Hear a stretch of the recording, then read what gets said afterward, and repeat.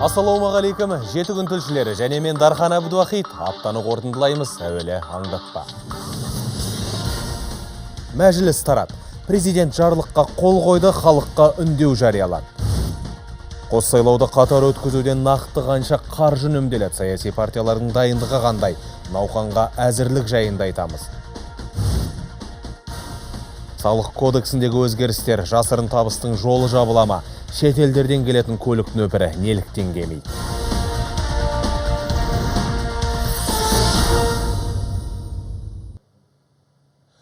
Уақыт жоқ. Мұнай бағасы өседі, жағдай жақсарады деп қол қусырып қарап отыруға уақыт жоқ. Дағдарыста ауыздықтау, ұлт жоспарын орындау, нұрлы жолды іске асыру, шындап кірісетін шаруа көп. Сәрсенбінің сәтіндегі халыққа үндеуінде елбасы Нұрсұлтан Назарбаев алмағайып уақытта бәріміз бірге болып, бір-бірімізге көмектесуіміз керек деп. Қазір әрбір азаматтың патриоттығы сыналатын кезең. Ал осынау сындарлы шақта бірлікке сынақ ағып, кінәліңіз деп ахуалды саясиландырғысы келетіндерге тойтарыс болады. Қазіргі тоқырау тек Қазақстанның жолын кескестеп отырған жоқ. Бұл жаһанға ортақ жағдай. Осыны ұғынуымыз қажет. Өткен аптада парламент мәжілісімен барлық деңгейдегі маслихат депутаттарының кезектен тыс сайлауын өткізу туралы ұсыныс айтылды. Бұған депутаттардың өздері мұрындық болды. Мәселе 7 күн бойы жан-жақты талқыланды. Қалың көпшілік кезектен тыс сайлау өткізу бастамасын құп көрді. Оның бірнеше себебі бар. Қорыта айтқанда діттегеніміз біреу, ол елдің игілігі. Елбасы Конституцияға сәйкес парламент палаталарының спикерлерімен, премьер-министрімен және Конституциялық кеңестің төрағасымен кеңесті. Кейін бір шешімге келді. Сайлау 20 наурызға белгіленді. Қос науқанды қатар өткізу уақытты әрі қаржыны үнемдейді. 7 күн тілшісі Мұхтар Ыбырайым рет-ретімен баяндайды. Депутаттардың бастамасы қолдау тапты. Отаншылдық тұрғыдан қамқорлық танытудың көрінісі деп санаймын. Парламент мәжілісіне қандай депутаттар сайлануы тиіс? Политические партии должны выдвинуть грамотных, деловых, преданных.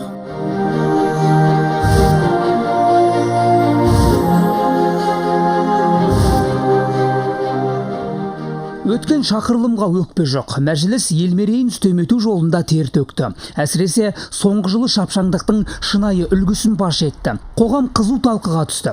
Депутаттардың дәуренін доғару мақсат емес, күйзеліс кезінде жаңа көзқарас, идея ұсынатын адамдарды іріктеу, саяси элитаны ширату үшін дейді сарапшылар. Дегенмен соңғы сөз Ақордада. Конституцияға сәйкес Нұрсұлтан Назарбаев қатарынан бірнеше кеңес өткізді. Парламент палаталарының спикерлері және премьер-министрмен, Конституциялық кеңестің төрағасымен кеңесті. Кездесулерге президент әкімшілігінің басшысы да қатысты. Елбасы бұл бастаманың мәжіліс пен мәслихат сайлауын біріктіруге, қаржылық және ұйымдастырушылық шығыстарды оңтайландыруға мүмкіндік беретініне назар аударды. Игорь Рогов заңдық тұрғыдан түсініктеме беріп, мәжіліс пен мәслихат сайлауын қатар өткізу конституциялық нормаларға сай екенін айтты. Ойланып барып, бір аптадан соң Нұрсұлтан Назарбаев мәжілісмендердің бастамасын құптады. 5-ші шақырылым депутаттарының өкілеттілігін мерзімінен бұрын тоқтату жөнінде жарлыққа қол қойды. Халыққа үндеу жасады. Менің атыма түскен үндеулерге келтірген барлық дәлел, дәйектемелер маған түсінікті. Ол елдің қамы. Мынандай қиын қыстау заманда бір жыл науқанменен, саяси науқанмен шұғылданбай жұмыс істеуіміз керек. Расымен де қазіргі кезең күрделі. Халықаралық жағдай ушығып, әлемдік державалардың арасында түсініспеушілік көп. Аймақтық текетірестер мен терроризмнің белең алуы тағы бар. Әлемдік сауда төмендеді. Осынау қиын кезде ел алдында күрделі міндеттер тұр. В этой сложнейшей ситуации самое важное для всех нас понять, что жить надо по средствам, экономить ресурсы, сохранять рабочие места. Правительству, парламенту в данной ситуации надо работать совместно, собранно, принимать оперативные меры, которые возникают перед нами почти каждый день. Нашему народу, как всегда, нужно объединиться и давать отпор при необходимости законодательно, если надо будет, любым возможным провокациям в это сложное время. И тем, кто будет пытаться политизировать, искать виновных в ухудшении ситуации. Я еще раз хочу сказать, что это глобальный мировой процесс и кризис, на который ни одна страна, а тем более Казахстан, не мог повлиять. Поэтому всем нам надо сплотиться и помогать друг другу. Ұлы дала елінің бұл қиындықтарға төтеп беруге қауқары жетеді. Бірлік пен еңбек бәрінде жеңбек. Қазір біздің қоғамымыз баяғы 1991 жылғы мүлдем бейтаныс ахуалға тап болған кездегідей абдыраған адамдар тобы емес. 24 жылдан астам бері қарай жұмысымызды істеп тәуелсіздікті нығайтып келе жатырмыз. Ширек ғасырға жуық абыройлы жолменен жүріп келе жатқан еліміз. Біз жасампаз еңбекке шыңдалып, табысты қалыптасып, әлемге сейлі мемлекет құрған біртұтас халыққа айналдық бүгін. Экс-депутаттар да осы күрделі ахуалды ескерді. Тез арада мәжілісті қайта жасақтап, дағдарысқа қарсы шараларды жүзеге асыру, елбасы тапсырмаларын орындауды көздейді олар. Бұл сайлау тағы да елдің тұтастығы мен бірлігінің шынайы үлгісін паш етеді деген болжамдар айтып жүр. Мен депутаттардың бастамасы Қазақстан мен қазақстандықтардың тағдырына отаншылдық тұрғыдан қамқорлық танытудың көрінісі деп санаймын. Мәжілістің кезектен тыс сайлауы, оның ішінде Қазақстан ассамблеясы депутаттарын сайлауы бар, және өңірлік мәслихаттардың кезекті сайлауы, биыл кезектен тыс емес, кезекті сайлауы бар. Осының екеуін қосып өткізу деген, ол уақытты да, қаржыны да үнемдеу деген сөз. Меніңше дұрыс қойылып отырған мәселе. Барша депутаттарға мемлекетшіл ұстанымын аса жоғары тарихи жауапкершілік танытқаны үшін мен алғысымды айтамын. Сайлау 20 наурызға белгіленді. Бұл науқан ел мүддесіне сай келеріне көпшілік сенімді. Ал қайта жасақталатын мәжіліске қандай депутаттар сайлануы тиіс? Убежден, что обновление представительной ветви власти в интересах страны и народа. Политические партии должны выдвинуть грамотных, деловых, преданных интересам страны кандидатов, которые способны понять задачи сегодняшней повестки дня. Призываю всех активно принять участие в выборах, снова показать нашу сплоченность, единство ради будущего нашей страны. Как гарант Конституции я поручаю Центральной избирательной комиссии, всем уполномоченным государственным органам, которым положено обеспечивать законность, прозрачность, справедливость предстоящих выборов. Нурсултан Абишевич, в соответствии с вашим поручением, внутри правительства совместно с вашей администрацией, с акимами областей, с бизнес-сообществом были проведены соответствующие консультации, был проведен Совет по экономической политике для того, чтобы адаптировать все экономические процессы в соответствии с текущей ситуацией. Нурсултан Абишевич, мы уверены, что все ваши поручения для того, чтобы удержать экономическую ситуацию и подготовить план по переходу на новые рельсы, как вы сейчас сказали, будет исполнен. Мемлекет басшысы уәкілетті органдарға тиісті тапсырма берді. Сайлау ашық әрі әділ өтуі тиіс. Прокуратура должна следить за тем, чтобы повсеместно соблюдался порядок конституционный, который у нас есть. Прокуратура примет все меры для того, чтобы выборы прошли прозрачно, честно, в строгом соответствии с требованиями Конституции и законов Республики. И внешнеполитическому ведомству, всем нашим дип-миссиям за рубежом разъяснять суть, значение и почему мы принимаем это дело, чтобы было восприятие. Сайлауды мерзімінен бұрын өткізу Конституцияға сай. Елбасы үндеуінің ізін суытпай, Конституциялық кеңестің төрағасы да мәлімдеме жасады. Президент в соответствии со статьей 63 Конституции Республики Казахстан провел консультации с председателями палат парламента, с премьер-министром, а также с председателем Конституционного совета, и принятое им решение о досрочном прекращении полномочий депутатов Мажилиса парламента и назначении выборов депутатов является абсолютно конституционным и соответствует законодательству Республики Казахстан. Қорыта айтқанда баршаның мақсаты бір деді президент, ол елдің игілігі. Сондықтан барша саяси партияларды ел тағдырына жауапкершілікпен қарауға шақырды. Ал бірлік бар жерде алынбайтын қамал жоқ. Мұхтар Ибраим, Жетігін, президент телерадио кешенінің көмегімен. Біз сайлау тақырыбына әлі ораламыз, әзірге аптаның басты жаңалықтарына қысқаша шолу. Дамыған өндіріс, қарқынды өсім, экономикасы әртараптандырылған аймақ. Елбасы Ақтөбе облысының аяқ алысына қатысты осыны айтты. Аймақ басшысы Бердібек Сапарбаевты қабылдаған Нұрсұлтан Назарбаев өңір аумағын автомобиль жолдары, соның ішінде Батыс Қытай, Батыс Еуропа халықаралық көлік дәлізі көктей өтетінін айтты. Бұдан бөлек темір жол желілері, газ құбырлары тартылған. Демек, жол бойында сервистік қызметті дамытып, жұмыс орындарын ашуға болады. Сондай-ақ мемлекет басшысы мәжілістің кезектен тыс сайлауын өткізуге байланысты халық арасында түсіндіру жұмыстарын жүргізу керектігін тапсырды. Облыста барлық жағдай бар. Өндірісі өркендеген, тәртібі жақсы, қарқыны жақсы, ауыл шаруашылығы да бар, солтүстігінде мұнай бар, металлургиясы бар, құрылысы бар. Кешегі менің халыққа жолдаған үндеуіме байланысты елмен жұмыс істеу керек, елге түсіндіру керек мынандай жағдайды. Ол біздің кемшілігімізден дұрыс істемегендігінен емес, ол бүкіл дүниежүзілік дағдарыс. Олардан шығудың жолы қазір жаңағы әлеуметтік жағдайды ұстап, жұмыс орындарын ұстап, мынау беретін шағын бизнеске беріп жатқан қаржыны жақсылап жұмсап, нұрлы жол бағдарламасының барлық жерде қанша жұмыс облыстың адамдары жұмыс істеп, оңтүстіктерінде Қытайдан келетін жол жүріп жатыр ғой. Облыстың төңірегінде жұмыс орындарын салып, әр жерлерде мына темір жолдың бойында, автокөлік жолдың бойында мына елдерге сервис көрсететін компаниялар болса, кішігірімді барлығы жұмыс табады. Қазіргі мынау экономикалық дағдарысқа қарамастан, жалпы өңірдегі экономиканың дамуы 2014-пен салыстырғанда 5%-ға ұлғайды.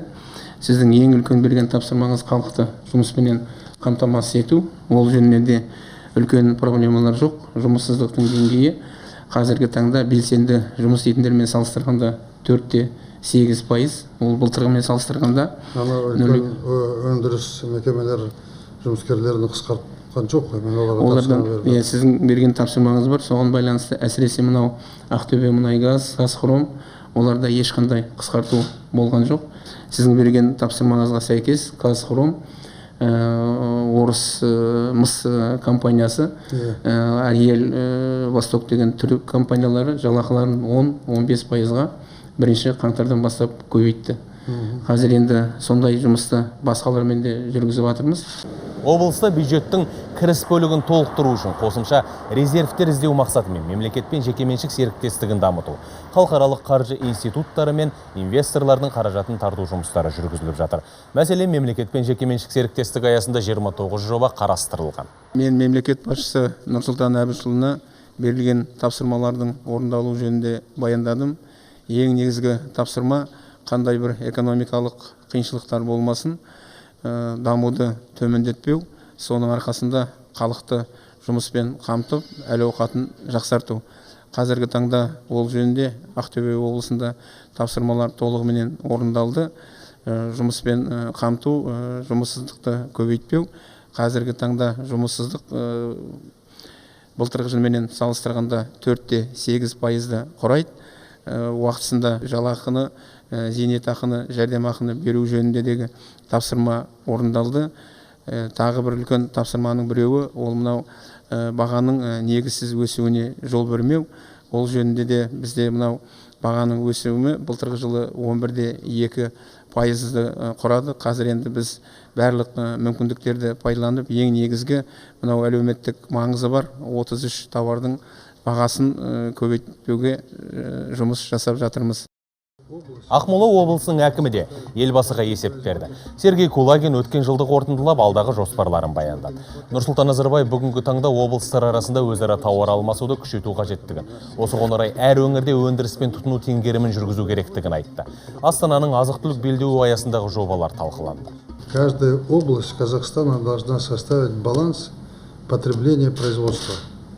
Понимаешь, у нас плохо, что между областями вы не общаетесь совсем между собой. Вот ты производишь, потребляешь, чего-то не хватает, в соседней области взять надо, и лишнее отдать в другую область. Вот живете каждый как будто автономное княжество. Мы напрямую работаем с Астаной больше всего, конечно. Поэтому мы обеспечение уже Астаны достигло 50% молока. 50, а область себя обеспечивает? 100%. 2015 жылы өңірде өнеркәсіп өндірісі 6,9%-ға, ауыл шаруашылығы 2,1%-ға, құрылыс жұмыстары 6,1%-ға өскен.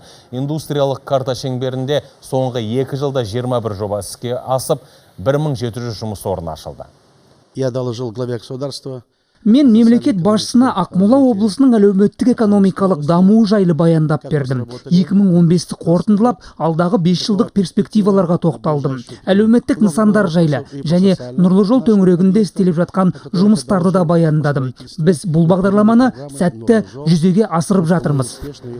Ақордада отандық ғылымды дамыту мәселелерді талқыланды. Нұрсұлтан Назарбаев академик Кенжеғали Сағадиевті қабылдады. Елбасы әлемдік экономика мен геосаяси ахуалға орай ел ғалымдары пікір білдіріп, өз шешімдерін ұсынуға тиіс екендігін айтты. Бұл орайда Кенжеғали Сағадиев ғалымдардың өздеріне жүктелген жауапкершілікті сезінетінін жеткізді. Қазіргі күрделі кезеңде қоғамға қызмет етуді кәсіби борыш деп санайды. Академик ұлт жоспарын жүзеге асырып, оның әлеуетін барынша пайдалану тиістігін алға тартты. Бұл үрдіске барлық жұртшылықты белсене қатысуға шақырды. Мынандай қазіргі алмағайып жағдайда дүниеде болып жатқан экономикадағы ахуал, саяси ахуал, ғалымдардың айтатын сөздер болу керек. Әрине. Өзіңіз көріп отырсыз, мына дүниедегі өткен дағдарысты айтқан Румыния да үндемейді.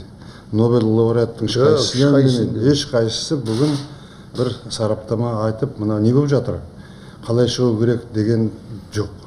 Ең ұлы мемлекеттер дүниежүзінің халқыны бетін ұстап отырған, қарап отырған, ешқайсысы бірігіп жұмыс істеудің орнына бір-бірімен таласып жатыр. Мынау неге лаңкестікке қарсы күресу үшін барлығы бірікпесе, бұдан түк шықпайды. Түк шықпайды. Осының бәріне біздің ғылым академиясының ғалымдардың пікірлерін ойланып айтатын сөздер болу керек. Олар енді осымен отыр ғой. Мен мына шаруашылықпен отырмын. Ананы да қарау керек, мынаны да қарау керек, бәрін қарау керек. Олар осымен отырған ғалымдар. Өте дұрыс айтасыз. Сіздің жердегі сөзіңіз айтатын шаруаңыз өте мықты болу керек деп санаймын. Біз де солай өзіміздің жауапкершілігімізді осылай деп есептейміз.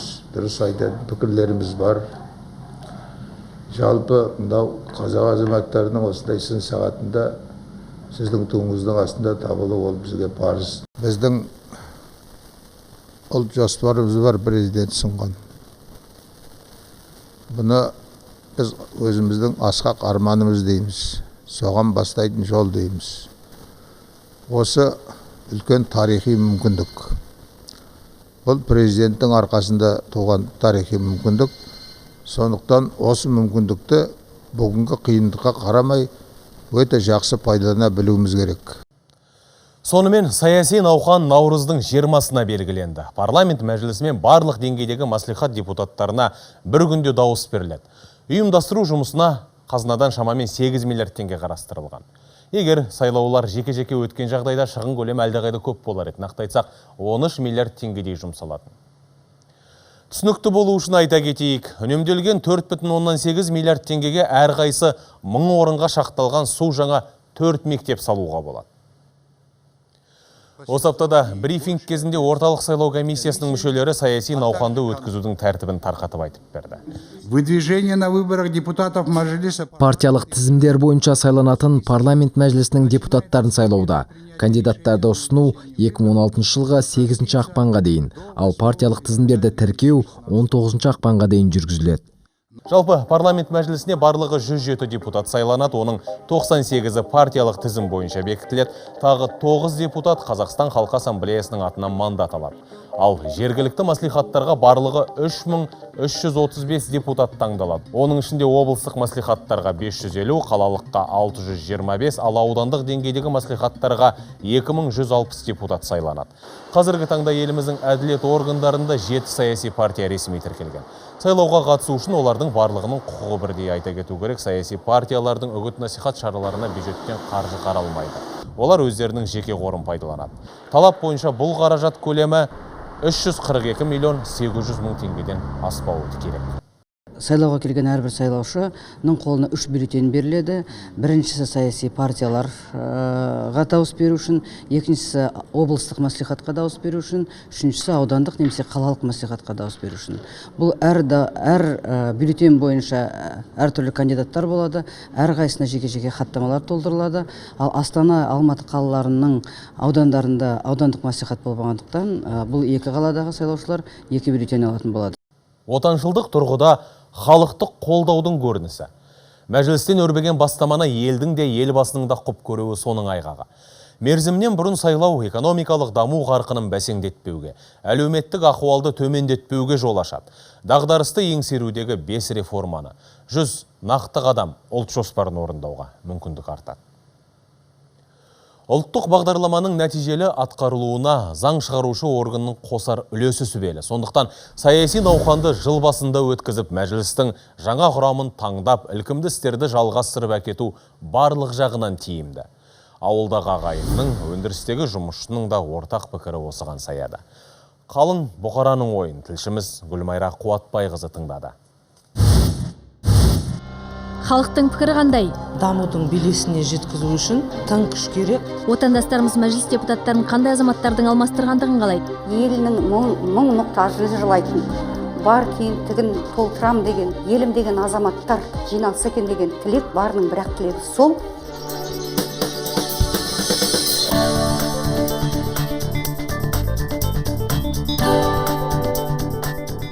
Ұлыстың ұлы күні қарсаңында қазақстандықтар өз таңдауларын жасаулары тиіс. Қазір бұл мәселе қоғамда қызу талқылануда.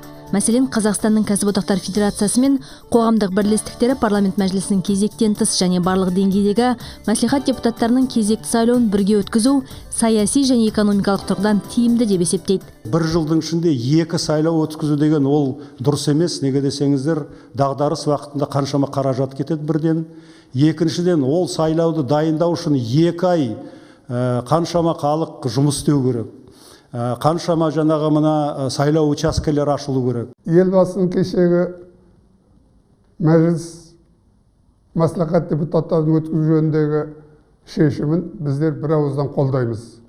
Бұл біздің мынау еліміздегі дүниежүзінде болып жатқан дағдарысқа байланысты жыл басында сайлауды өткізіп, кешегі өзінің жолдауындағы, ұлт жоспарындағы көрсетілген мақсаттарды толық іс жүзіне асырады деп түсінеміз. Жаһанды дағдарыс жайлаған тұста бюджет қаржысымен уақытты үнемдеу оң шешім, әрі күрделі халықаралық ахуалға төтеп берудің бірден бір жол екендігін Ақжайық өңіріндегі өнер адамдары да мойындап отыр.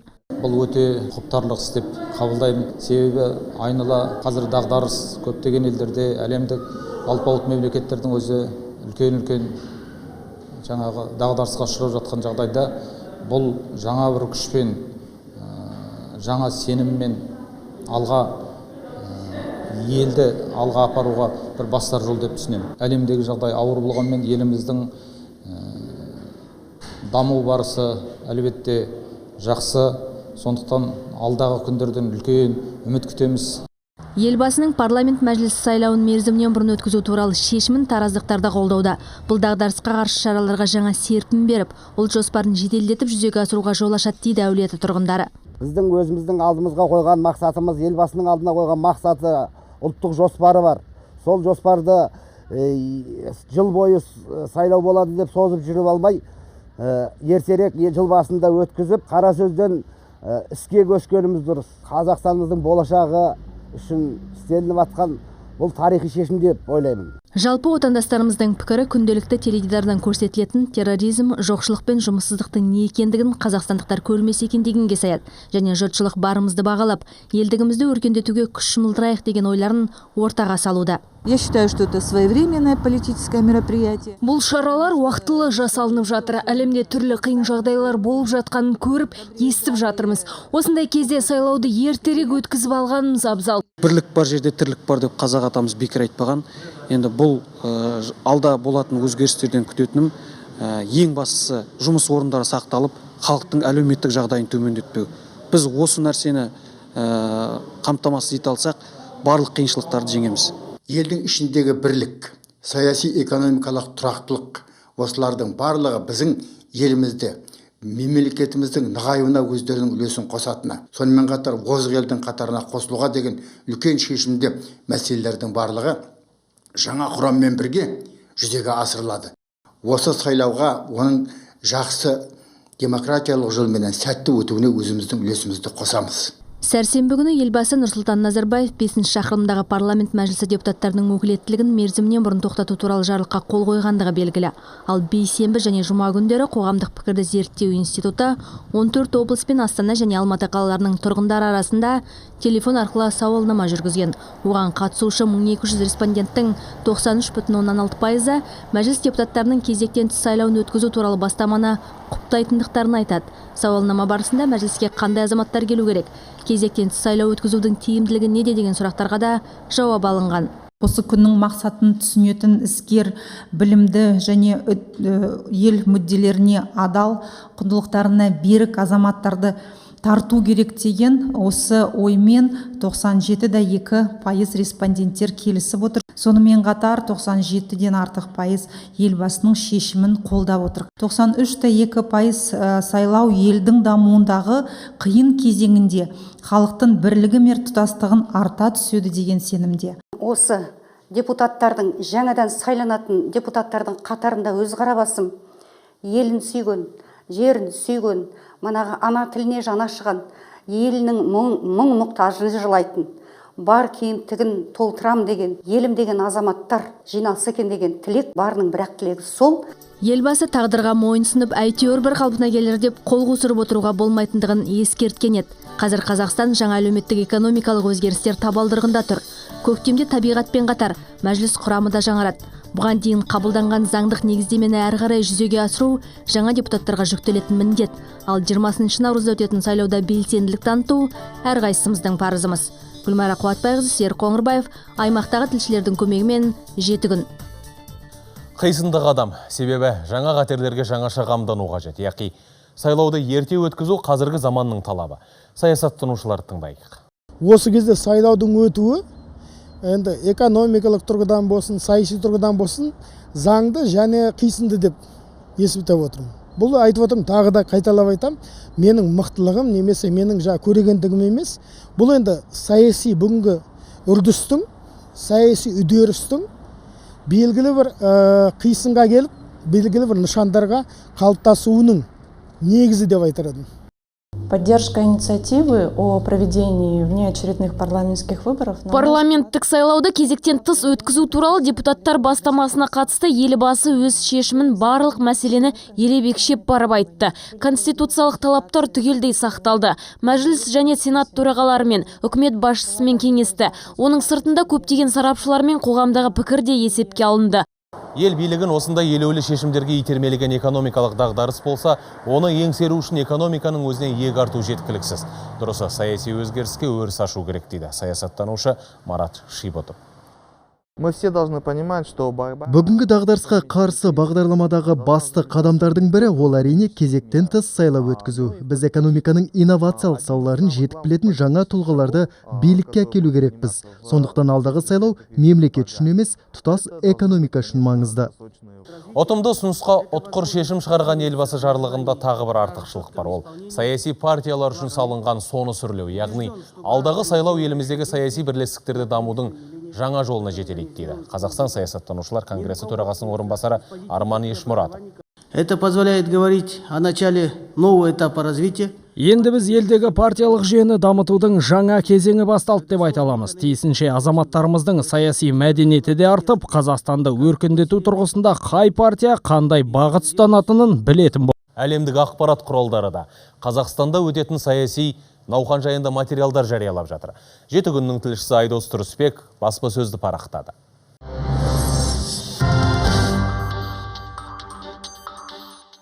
Алдағы саяси науқан жайлы шетелдік баспасөздің ішінен алғашқылардың бірі болып Евроньюс мәлімет таратты.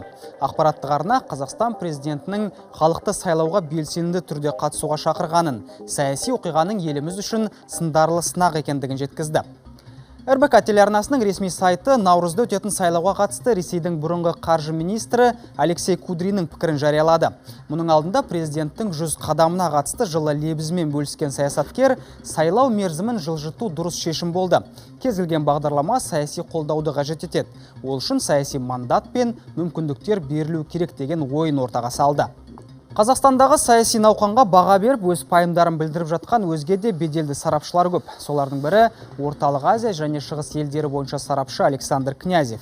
Независимая газетіне сұхбат берген ол, кез келген парламент консервативті келгенімен, жаңа құрам күнделікті айналада болып жатқан өзгерістерге жауап бере алатындай тиісті шешімдер қабылдау керек болады дейді. Ал аймақтық проблемалар институтының директоры Дмитрий Журавлевтің айтуынша парламент жұмысына тыңнан, жаңа қырынан келу керек. Сарапшының бұл пікірін ресейлік Новостная лента порталы жазып алған. Онда егер парламентті жаңарту, оны таратуды талап етсе, оның құрамын өзгерту уақыты келді деген сөз. Назарбаев стратег, оның жоспарлары бір жағынан ұзақ мерзімді болса, екінші жағынан өте жеделдікті талап етеді делінген. Сондай-ақ сарапшының пікірінше сайлауды мерзімінен бұрын өткізу жүйе тұрақтылығының кепілі. Сайлауды мерзімінен бұрын өткізу парламент құқығын үнемі созу деген сөз. Яғни жүйеге өзгеріс енгізу арқылы оның тұрақтылығын күшейтесіз, дейді Дмитрий Журавлев. Осы басылымға сұхбат берген Данияр Ашымбаевтың сөзінше, сайлауды әлеуметтік экономикалық тұрақтылық өзгермей тұрғанда өткізген дұрыс. Сайлауды өз мерзімінде емес, одан ертерек ұйымдастыру электоратпен жұмыс істеу тұрғысынан тиімді. Бұл қазақстандық тәжірибе ғана емес. Парламент Италияда, Франция мен Ұлыбританияда да мерзімінен бұрын таратылады. Бұл қазақстандық саясаттанушының басылым журналистеріне берген жауабы. Ал өзбектің ревью порталы сайлау жергілікті жерлердің де жұмыстарын жандандыруға мүмкіндік туғызатынын атап өтіп, саяси партиялар күн тәртібіндегі міндеттерді түсіне білетін сауатты, іскер және ел мүддесіне адал кандидаттарды ұсынуға тиіс деген болашақ депутаттарға қойылатын талаптар мен оның үдесінен шығу туралы мемлекет басшысының сөзінен үзінді келтірген. Қорыта айтсақ, шетел баспасөзіне ортақ бір пікір бар. Ол мәжіліс депутаттары мен мәслихаттар депутаттарын сайлауды қоса өткізу қазіргі экономикалық жағдайда объективті негізделген шешім.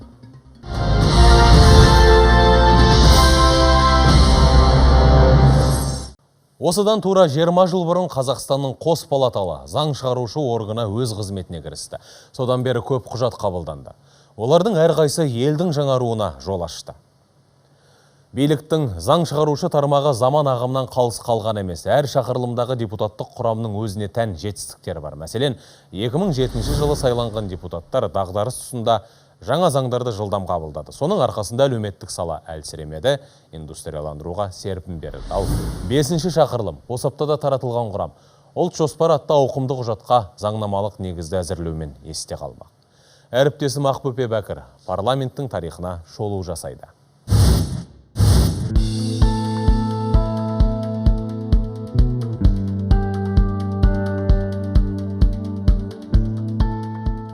Мына ғимаратта мемлекеттік басқару академиясы отырады. Біраз уақыт бұрын мұнда тәуелсіз еліміздің ең тұңғыш заң шығарушы органының депутаттары отырған. Бүгінде оларсыз мемлекеттік құрылымды елестету мүмкін емес.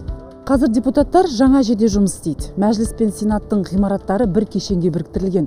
6-шы шақырылымның құрамы наурыз айының соңында белгілі болады. Ал алғашқы шақырылым қандай болған еді? Бұл бірінші шақырылым депутаттарының Астанаға Алматыдан көшіп келген сәті. Жаңа мемлекеттік құрылымдағы жауапты қызмет, жаңа қала, жаңа жұмыс орны, жаңа кабинет, жаңа өмір. Қуаныш пен қобалжу аралас. Алда қауырт жұмыс, маңызды құжаттар қабылдау керек. Халық артқан сенімді ақтау ең басты міндет. Онда депутаттар келе салып, оларға үй әлі дайын болған жоқ. Ғимараттың ішінде кейбір жұмыстар әлі жүргізіліп жатырды. Бірақ та жұмыс жалғаса берді. Бір адам бір қағаз жоғалмау керек деп. Сонда бізге талап қоятын. Осы жерде алдымен парламенттің құрылымы туралы қысқаша айта кетсек. Сенатта 47 депутат, сенаторлар 6 жыл мерзімге сайланады, 15 сенаторды президент тағайындайды, 32-сі жергілікті атқарушы билік органдары депутаттарының арнайы жиналысында сайланады. Сенатқа 14 облыстан және Астана мен Алматы қалаларынан, әр аймақтан 2 адамнан алынады. Мәжілісте 107 депутат дауыс беру арқылы 98 депутат таңдалады, 9 мандат Қазақстан Халқы Ассамблеясының өкілдері арасында бөлінеді. Ал бірінші шақырылым депутаттары аймақтардан ұсынылып, халық сайлаған азаматтар еді. Жұмысты алып кете алар ма екен деп сыни көзбен қарағандар көп болғандықтан жауапкершілікте зор еді дейді бірінші күннен бері мәжіліс аппаратының баспасөз қызметінде жұмыс істейтін мамандар. Сондықтан біз ылғи жұмыс істегенде жай нәрсені екі рет тексеріп, тағы зерттеп, тағы қарап, сөйтіп мұқият өзімізге талап сондай қойдық. Депутаттармен қатар олардың көмекшілері мен аппарат қызметкерлері бұрын соңды ешкім атқармаған жұмысты істеді.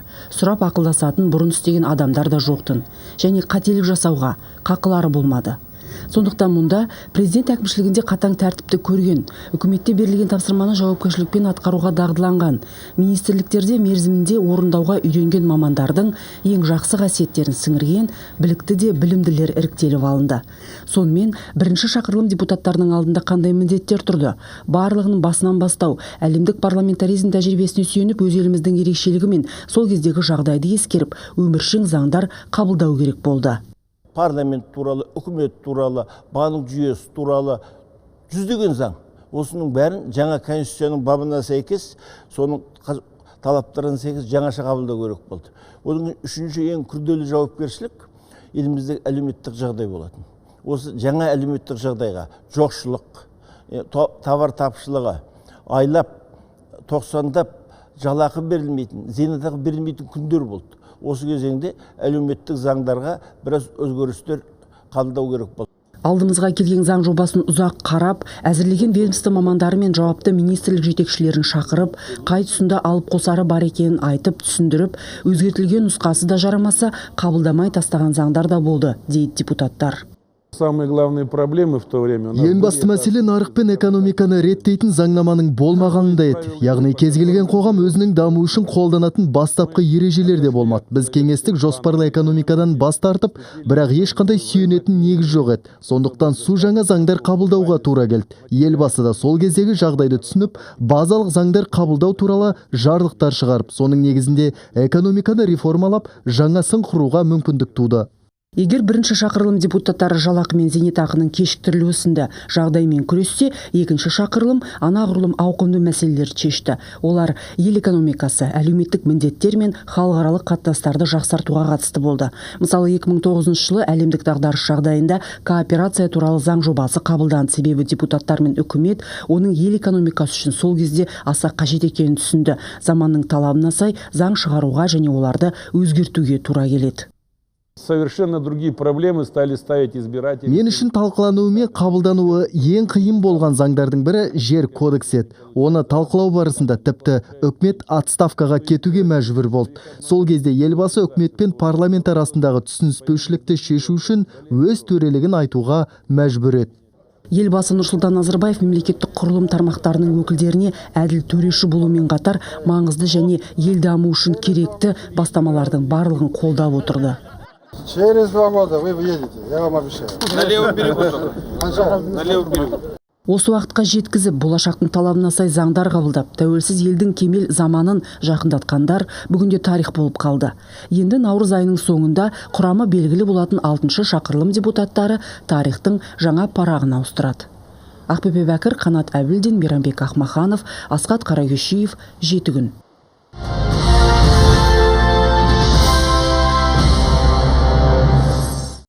Бүгінде еліміздегі еңбекке қабілетті халықтың 1/3 бөлігі шағын кәсіпкерлікпен айналысады. Бұл шамамен 2.600.000 адам. Дамыған ауқатты мемлекеттермен салыстырғанда әрине өте аз. ақш-та жұмысқа қабілетті халықтың 53%, Жапонияда 71,7%, Еуропа елдерінде 50%-дан астамы бизнесте жүр. Тиісінше шағын бизнестің жалпы ішкі өнімдегі үлесі де жоғары, 50-60% шамасында. Бізде 25%. Бұл экономикалық зерттеулер институтының дерегі. Мемлекет алдында осы межені 2 есе ұлғайту мақсат тұр. Сол үшін осыдан 6 жыл бұрын бизнестің жол картасы 2020 бағдарламасы қабылданды. Халықтың кәсіпке бет бұруын арттыру үшін былтыр бағдарламаға бірқатар өзгерістер енгізілді. Біріншіден, субсидия көлемі өзгерді. Несиенің мөлшерлемесі 16% болса, облыс орталықтары үшін субсидия 7, шағын қала мен ауыл аймақтарда оның көлемі 10% болды. Екіншіден, облыс орталығынан басқа жерлердің барлығында кәсіппен айналысуға болатын салалар бойынша шектеу алынып тасталды. Үшіншіден, банк беретін кепілдік мөлшері де бұрынғы 70-тен 85% ұлғайды. Яғни, кепілге қоятын мүліктің не қажетті соманың 15% болса жеткілікті. Осы бағдарлама бойынша 1595 компанияға қолдау көрсетіліп, 260 миллиард теңге көлемінде несие берілді. Мемлекеттік көмек алу арқылы кәсіпкерлер өздерінің өнімін 1 триллион 680 миллиард теңгеге шаққандағы өзінің өнімін өндірді. Олар жалпы 115 миллиард теңге салық төледі. 19 мың жұмыс орны сақталып, 7,9 мың жаңа жұмыс орындары ашылды. Биыл субсидия құралдарын дамыту үшін 28 миллиард теңге бөлінеді. Қолдау көрсетілетін кәсіпкерлер саны да артуы тиіс. Ең кем дегенде 1,5 мың субсидия, 1,5 мың кепілдік беру көзделген. Тәуелсіз мемлекеттер достығы шеңберінде ешқандай мемлекетте мұндай мемлекеттік көмек болмаған. Себебі тіпті бұл ставка инфляция деңгейінен де тіпті төмен болғандықтан тіпті минустық ставкамен берілді деп айтсақ болады. Ол кәсіпкерлерге мемлекеттің қойған үлкен зейіні деп білуге болады. Басқасы басқа, Қазақстанда кәсіпкерлікке ерекше мән беріледі. Жаңарған салық кодексінің өзінде де бизнесті дамыту үшін бірқатар жеңілдіктер қарастырылған. Мәселен, бұған дейін азаматтар кәсіпкер болып тіркелу үшін 2 айлық есептік көрсеткіш көлемінде қаржы төлейтін. Биылдан бастап кәсіпкер атанғысы келетіндердің ақшасы қалтасында қалады. Яғни құжат тегін рәсімделеді. Кодексте тағы мынандай жаңалықтар бар. Пәтерді жалға беріп, пайда тауып отырғандар кәсіпкер ретінде тіркеліп, салық төлеуі тиіс. Келесі жылдан бастап 3-ші топтағы мүгедектер мүлік салығынан босатылады. Өзге елдерден келетін көлікті тіркеу алымы өсті. Әріптесім Сәкен Сейітханұлы жаңа құжаттың жай-жапсарымен танысты. Қызмет көрсету орындарына онлайн касса аппаратын орнату міндеттелді. Бізге учетқа жақсы. Бәрін біліп отырамыз. Шетелдерден Қазақстанға ескі көлік әкелу қиындады. Сырттан келетін қолданыста болған автокөліктердің саны азаяды.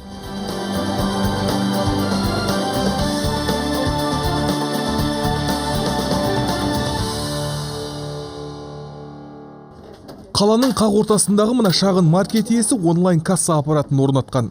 Енді дүкендегі жасалатын сауданы тек қожайын ғана емес, салық мекемесінің мамандары да көріп отырады.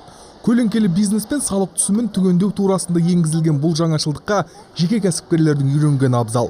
Өзгерген салық кодекс аясында енді қызмет көрсету орындары мен сауда-саттық мекемелері бақылау кассалық қондырғыларын орнатуға міндеттелді. Қолданудан бас тартқандарға ескертпе жасалады, я болмаса айыппұл салынады. Бір қалыпта істеп жатырмыз. Что ана касса аппаратын бізде ыңғайлы болды, мына касса аппаратын өте айырмашылығы жоқ қой, просто бізге учетқа жақсы. Бәрін біліп отырамыз уже. Осы уақытқа дейін жаңа құрылғыны орнатқандардың есебі салық департаментінде бақыланады.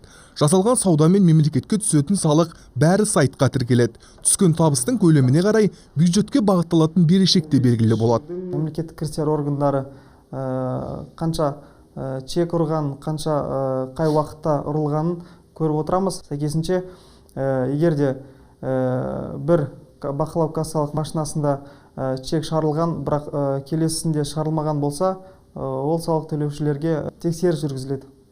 Иә, техника болғаннан кейін сынбай тұрмайтыны тағы бар. Ондай жағдайда 72 сағатта кірістер департаментіне хабарлап, қондырғыны жедел жөндеткен дұрыс. Істен шыққан құрылғыны қалыпқа келтіретін орындар баршылық. Сондай мекеменің біріне біз де бас сұқтық. Бұл дүкенде бүлінгенді бүтіндеумен қатар жаңа касса аппараттарын сатады екен. Жаңасы 75 мың теңге, ескісін жаңалау 46 мың. Продажи кассовых аппаратов не изменились. Бұл құрылғылардың саудасы қазір қызып тұр деп айта алмаймын. Тұтынушылар бұрынғыда ескісінде жаңасында алып жатыр. Онлайн кассалық аппаратқа барлығы орнатып жатқанын білем. Бірақ бұны үйренбегендерге тіркеу қиын. Өйткені салық органына және Қазақтелекомға барып тізімге кіргізу керек.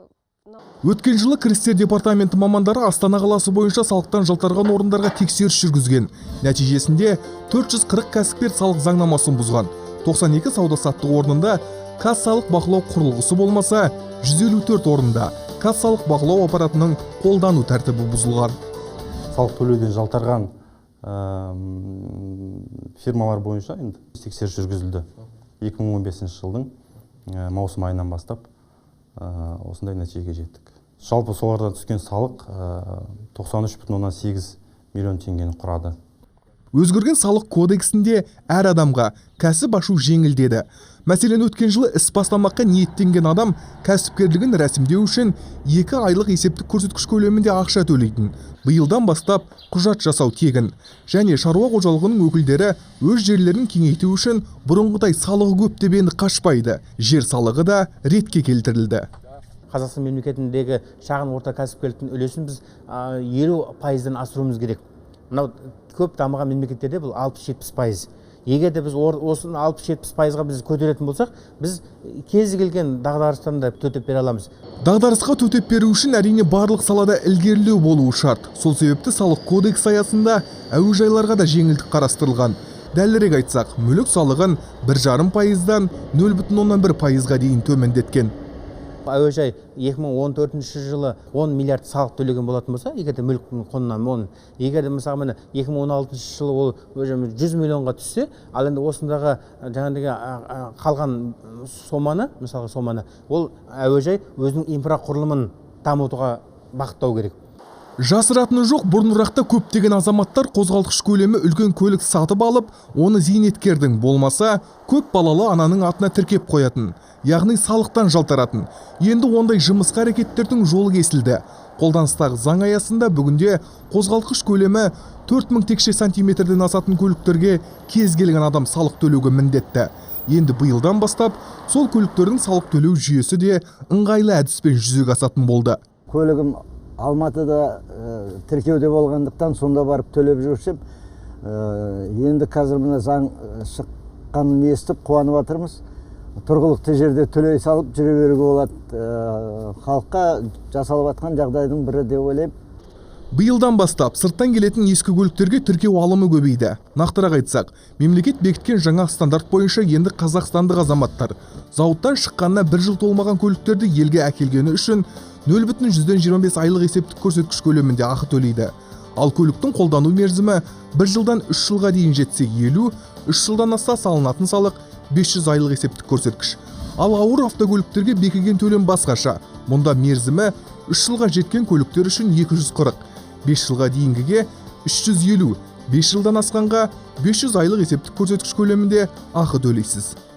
Сырттан келетін қолданыста болған автокөліктердің саны азаяды.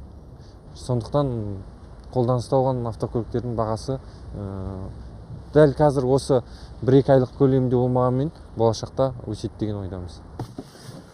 Әрине, шетелден 1 миллион теңгеге көлік алсаңыз, оны тіркеуге қою үшін тағы 1 миллион теңге төлесеңіз, ішкі нарықта бұл көлікті сату қиындайды.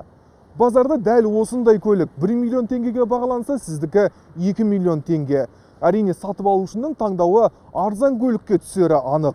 Одан кейін саудасы жүрмеген алыпсатар шетелге шығып көлік тасуын азайтады. Алайда тіркеу құны Қазақстанда жүрген көліктерге еш қатысы жоқ. Олар бұрынғыша қолдану мерзіміне қарамастан 0,25 айлық есептік көрсеткіш көлемінде, яғни 500 теңге шамасында ақы төлеп тіркеле береді. Мамандар осы бастама нәтижесінде отандық көліктердің саудасы жүреді дейді. Бүгінде елімізде автокөлік құрастырумен айналысатын 7 кәсіпорын бар. Тағы 2-і келер жылы іске қосылады. Олар Қазақстанның автокөлік нарығын толық қамтуға қауқарлы. Әрине, біздерде қолдаймыз отандық кәсіпкерлікті, іштегі қаражаттың шетелге шықпауын, сондай өзіміздің жеке салондарда да. Бірақ бізде машина сату жағынан болсын, немесе жаңағы оларды техникалық байқау дейді ғой, жаңағы соларды өткізу барысында көрсетілетін қызметтерді басқа көршілес елдермен салыстырғанда біз салыстырып қарайтын болсақ, бағасы қымбат. Қымбат мұнайдың бағасы қазір құн сүймей қалды. Сондықтан салық кодекс аясында экспортқа шығатын мұнай салығы жүйеге келді. Қазір мұнайға салынатын салық құбылмалы қара алтынның бағасына сәйкестендірілген. Қорыта келе, бүгінгі қазақстандық салық заңнамасы көптеген елдермен салыстырғанда мейлінше ыңғайлы. Мұны Дүниежүзілік банктың рейтингісі растай түседі. Онда Қазақстан салық салу индикаторы бойынша 17-ші орында тұр. Сәкен Сейітханұлы, Асқат Серікұлы, 7 күн. Бұл аптада маңызды оқиғаларға толы болды, солардың негізгілеріне қысқаша шолу. Ақпан айынан бастап жеке тұлғалардың ұлттық және шетел валютасындағы депозиттеріне төленетін сыйақы мөлшері өзгереді. Ұлттық банк төрағасы Данияр Ақышевтың айтуынша теңгемен жиналған салымдарға 14%, ал шетел ақшасымен сақталған жинақтарға 2% көлемінде сыйақы төленетін болады. Еуразиялық экономикалық одақ тұрғындары енді ұйым аумағында қоныс аударған жағдайда зейнетақыларын толықтай өзімен алып кете алады. Осы аптада тиісті келісім жобасы мақұлданды. Енді құжатты одаққа мүше 5 ел ратификациялауы тиіс. Ел ішінде туындаған инвестициялық даулар енді өзімізде қаралады. Қазақстанда халықаралық деңгейдегі арнайы кеңестер құрылды. Бұл туралы жоғарғы соттың кеңейтілген мәжілісінде айтылды. Судьялар кеңес қарауына түскен істерді шетелдік сарапшылармен бірлесіп жүргізеді. Үздіктер қатарында Қазақстан әлемдегі инновациясыз дамыған 50 елдің тізіміне енді. Бұл туралы Bloomberg агенттігі хабарлады. Рейтинг бірнеше талаптар бойынша түзіледі. Бірінші кезекте оқу үдерісі мен өндірістегі тың технологиялардың үлесі есепке алынады. Серіктестікке серпін. Қазақстан мен Қытай жыл аяғына дейін бірлескен жобалар санын 2 есеге көбейтуді көздеп отыр. Бұл туралы елордада өткен арнайы жиын барысында айтылды. Бүгінде екі елдің қатысуымен жалпы құны 24 миллиард доллар болатын 52 жоба жүзеге асып жатыр. 11 жыл бойы халықаралық қауымдастықтан оқшау қалған Иран елі санкциялық шектеулерден арылды. Бұл өтіп бара жатқан аптаның басты жаңалықтарының бірі деуге болады. Шектеулерді алып тастау туралы қаулыға алғашқы болып ақш президенті Барак Обама қол қойды. Еуроодақ аумағында да осы мазмұндағы құжат бекіді. Ресми Токиода Ислам Республикасына қатысты санкцияларын алып тастады. Иран 2016 жылдың 1-ші тоқсанында күніне өндіретін мұнай көлемін 300 мың баррельге жеткізуді көздейді. Естеріңізде болса, өткен жылдың шілдесінде Иран мен алып алтылық Тегеранның ядролық бағдарламасына қатысты келіссөз жүргізіп, бір тоқтамға келген. Келісім бойынша Иран ядролық нысандарына халықаралық атом энергиясы агенттігінің тексерушілерін кіргізуге рұқсат берді. Енді елдің шектеулер құрсауынан босатылғаны жаһандық тұрғыдағы экономикаға әсер етуде. Себебі нарықтағы шикізат қоры онсыз да көп уақытта Парсы шығанағының ірі мұнай өндірушісінің сауда алаңына оралуы көптеген мұнай экспорттаушы елдерді абдыратты. Тіпті діні бір бауырлас елдер арасында да жанжал ушыққан.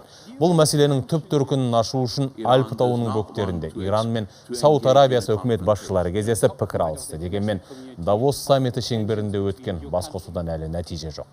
Осы тектес жаһандық маңызы бар мәселе 46-шы бүкіл әлемдік экономикалық форумның өзекті тақырыптарының біріне айналды. Дүниенің дүбірін Меруерт Айтқазықызы тыңдады. Әлемді абдыратқан мұнай бағасы қашан тұрақтайды?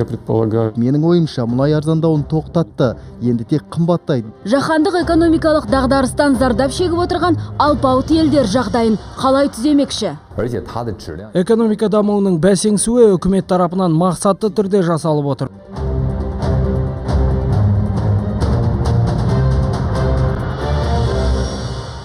4-ші өндірістік төңкеріс тақырыбы арқау болғанмен 46-шы бүкіл әлемдік экономикалық форумында Қытай экономикасының бәсеңдеуі мен мұнай бағасының арзандауы сынды жаһандық маңызы бар тақырыптарда кеңінен талқыланды. Еуропаның мазасын қашырған босқындар мәселесі де назардан тыс қалмады. Осыған орай Германия вице-канцлері Зигмар Габриэль елдегі ушыққан жағдайға тоқталып өтті. Естеріңізде болса, жұмақ өмір іздеп кәрі құрлыққа көшкендердің басым бөлігі қазір неміс жерінде жүр. Әсіресе экономикалық дағдарыс кезінде Еуропаға қарай босқындардың миллиондап ағылуы осы елдерге қиындық тудырып отыр. Оған қоса келген азаматтардың 80% білімсіз екенін ескеру керек. Сондықтан осы мәселені шешуде біз өз мүмкіндіктерімізді дұрыс бағаламасақ болмайды. Босқындар мәселесінен Еуропаның орта тап өкілдері ерекше жапа шегіп жатқанын айтпасақ та түсінікті. Себебі аймақта аз ғана еңбек ақыны қанағат қылатындар көбейген. Америкалық делегацияны бастап келген елдің вице-президенті Джозеф Байден 4-ші экономиканың даму қарсаңында белең алған жұмыссыздықпен күресудің амалын ұсынды. Экономикалық дағдарысты еңсеру үшін орта тап өкілдеріне қолдау көрсету маңызды. Мен инвесторларды білім беру саласына көңіл бөліп, халықтың біліктілік деңгейін көтеруге қол ұшын беруге шақырамын. Біз жұмыссыздық мәселесімен тек осылай ғана күресе аламыз. Саясаткердің бұл үндеуі орынды, өйткені жаһандық экономикалық дағдарыстың себептерінен батыстық ірі кәсіпорындар тығырыққа тірелді. Мысалы, америкалық General Electric 2 жылда Еуропадағы өндірісінің 6,5 мың қызметкерін қысқартуды көздеп отыр. Францияда тіпті мемлекеттік темір жол саласынан 2020 жылға дейін 10 мың адам қысқартылмақ. Дағдарыс әуе тасымалы секторында айналып өтпеді. British Airways 5800 адамды жұмыстан босатуға мәжбүр. Бұл өз алдына Heathrow мен Gatwick әуежайларындағы 10 мың қызметкердің болашағына кесірін тигізуде. Ал Air France 2900 қызметкерін жұмыстан босатпақ. Еуропалық банктер биыл 30 мың жұмысшысын нәпақасыз қалдырмақшы. Бұл жайында World Socialist веб-сайт мәлімдейді. Жұмыссыздық мәселесі Ұлыбританияда да өзекті. Мысалы, құрыш өндірісінің алпауыты Tata Steel компаниясы 1000-нан астам жұмыс орнын азайтуға мәжбүр. Компания шығынының көбеюіне экологиялық залал үшін салынатын салықты әсер етуде. Алайда жаһандық тұрғыда бәсекеге қабілеттілігіне күмән келген корольдіктің өз уәжі бар. Олар әдеттегідей басқаны кінәлайды. Жағдайдың ушығуына Қытай кінәлі. Себебі мемлекет Ұлыбританияға келетін арзан болаттың негізгі экспорттаушысы. Егер жағдай өзгермесе, жұмысшыларды қысқарту доғарыла қоймас. Ал корольдік кінә тағып отырған Қытайдың жағдайы да мәз емес. Ел экономикасының өсімі 25 жылдағы ең төменгі көрсеткішке ие. Елдің статистикалық бюросының мәлімдеуінше, әсіресе елдің өндірістік саласы бұрынғы қарқынын жоғалтқан. Дегенмен сарапшылардың пікірі бір жерге тоғысқан. Қытайдың өз білгені бар. Экономика дамуының бәсеңсуі үкімет тарапынан мақсатты түрде жасалып отыр. Өздеріңіз байқаған боларсыздар. Бейжің ауасы өте ластанған. Сондықтан Қытай міндетті түрде бұндай өндіріс жүйесін өзгертуі тиіс. Алдағы уақытта Қытай қызмет көрсету саласына басымдық бермек. Американың жылдық кірісінің 70% қызмет көрсету саласына тәуелді болса, бұл көрсеткіш Қытайда шамамен 50% ғана, яғни Қытайдың қызмет көрсету саласының үлес салмағы әлі де төмен. Экономикасының жаңа моделін құруды қолға алған Қытайдың өнімдеріне ішкі нарықта да сырттан да сұраныс азайған. Қазынаның кірісі азайған соң сәйкесінше мұнайдың ең ірі импорттаушысы да сатып алатын қара алтын көлемін шектеуге мәжбүр болды. Бұл әлемдегі мұнай бағасының арзандауына да әсер етті. Мало кто мог прогнозировать такое снижение нефтяных цен. Мұнайдың күрт арзандап кететін ешкім болжай алмады. Тіпті халықаралық деңгейдегі мамандарда мемлекеттік мекеменің сарапшылары да абдырап қалды. Біліктілерінің өзі бренд шикізатының бағасы кем дегенде $30 тең болу мүмкіндігін айтқан еді. Алайда ол бұдан да арзандады. Менің ойымша, мұнай арзандауын тоқтатты. Енді тек қымбаттайды, бірақ бағамдардың қаншалықты өсіп тұрақты болатынына қатысты болжам жасау қиын. Мұнайдың арзандауы ақш қара алтын өндірушілерін өндіріс орындарын жабуға мәжбүрлеп отыр. Себебі шикізатпен нәпақасын тауып жүрген тәуелсіз кәсіпкерлер қарызға белшесінен батқан. Сарапшылардың пікірінше, мұнай бағасы $40 пен $60 аралығында болған жағдайда ғана Американың тәуелсіз мұнай өндірушілері табысқа кенелуі мүмкін. Америкада 60 миллионға тарта шағын және орта бизнес нысаны бар. Көбінің жұмысы шетелдік тұтынушылармен доллардың бағамына тәуелді. Банктер болса, шағын бизнеске несие бермейді. Мемлекетіміздің нарығының тұрақтылығы еркін кәсіпкерлікке негізделгендіктен бұл жақсылықтың нышаны емес. Өткен аптадағы Уолл-стриттегі сауда нәтижесіне көз жүгіртсек, энергетикалық 10 ірі саланың 9-ында құнды қағаздар арзандағанын көреміз. Нәтижесінде S&P 500 индексі шамамен 3%-ға төмендеген. Американың басты энергетикалық көрсеткіші соңғы 6 айда 26%-ға құнсызданыпты. Крупнейшие европейские фондовые площадки. Қазіргі экономикалық дағдарыс кезінде бірінші кезекте дамыған елдердің қор нарығында дүрбелең басталғанын көреміз. Америкалық қор биржасы шамамен 15-16%-ға құлдыраған. Ал Еуропаның белді сауда алаңдарындағы жағдай тіпті ауыр. Неміс индексі 20% жоғалтса, британдық көрсеткіш 30%-ға арзандаған. Қазір біз жаһандық экономикалық дағдарыстың екінші кезеңіне өттік деп ойлаймын. Бүкіл әлемдік экономикалық форум деген атына қарамастан, әдетте Давос саммиті саяси тақырыптарға да ден қоятын пікір алмасу алаңы іспетті. Ал биыл форум барынша жаһандық экономикалық дағдарысқа арналғандығымен ерекшеленді дейді сарапшылар. Себебі әлемді мазалаған басты мәселе жаһандық экономиканы қалыпқа келтіру. Меруерт Айтқазықызы, Рауан Омарханов, 7 күн. Өтіп бара жатқан апта осындай оқиғалармен есте қалды. Келесі сенбіде жүздескенше сау болыңыздар.